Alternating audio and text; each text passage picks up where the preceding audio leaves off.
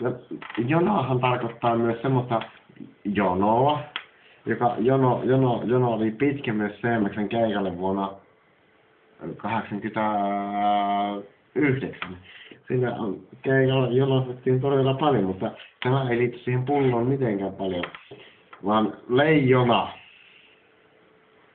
Jona on todella semmoinen leijona, pistetään se lei siihen jonan eteen. Sehän tarkoittaa todella paljon semmoista niinku vahvaa, mahtipontista ääntä.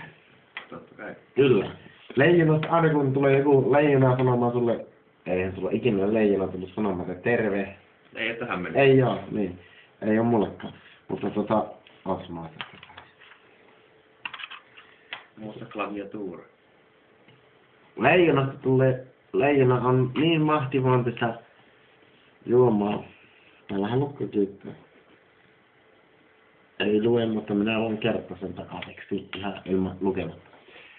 Leijona on mahtipontinen juoma, jota ei voi tajuta, ei voi ymmärtää, ei voi edes oksentaa.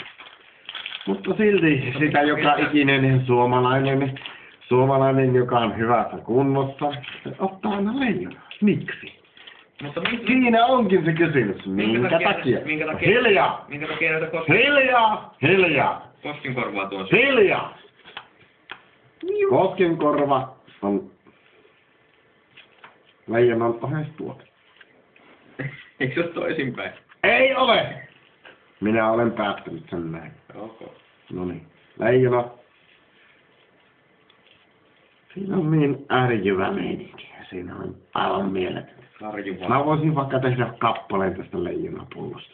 Se menisi näin, että... Jos se menee näin.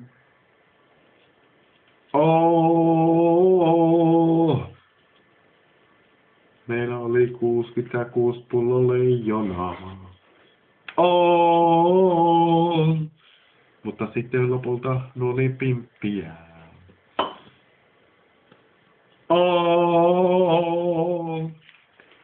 Juona tosimmekin 66 pullo leijonaa. Sitten meillä alkoi käsivapissa ja humpa alkoi soimaan. Hei, tossa on hittibiisi vielä. Aika hittibiisi.